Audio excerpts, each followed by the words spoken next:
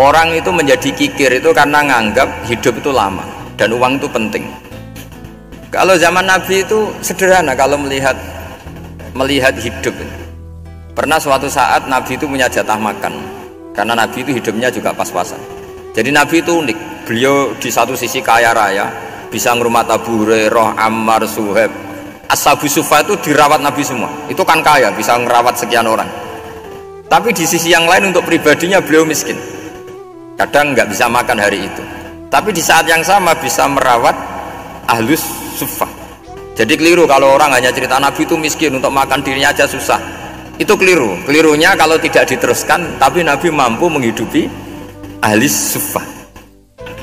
Singkat cerita, jatah makannya Nabi itu dikasihkan orang ketika Nabi tanya, ya Aisyah, makanan jatah saya di mana?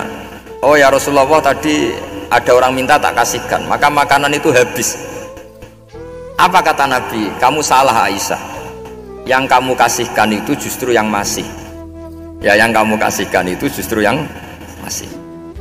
Sehingga Nabi menganggap, makanya Nabi terus ngendikan, ya kalau mukhatabnya lelaki ya kira-kira begini. Wa hal laka min malika illa ma akalta fa afnaita wa labista fa ablaita.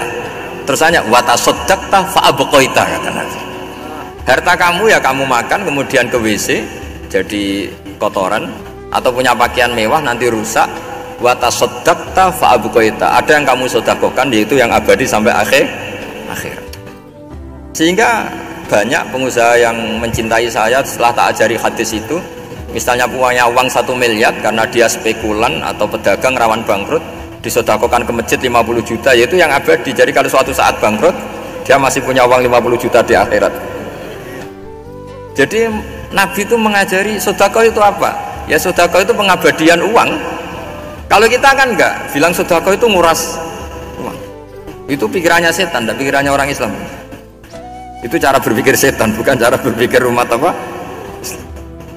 Sehingga Sayyid Ali Zainal Abidin itu kalau ada orang minta, kemudian beliau ngasih, itu beliau bilang gini, marhaban biman hamala zadi ilal akhirah. Matur nuwun nggih jenengan sing beto sangu kula nate. Jadi dianggap teller saja.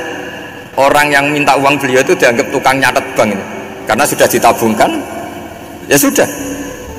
Kalau kita kan enggak, wah pengemis tuh ganggu gini-gini. Kecuali pengemis profesi ya mungkin kita agak-agak enak. Pada zaman akhir itu ada pengemis apa? Profesi, jadi repot.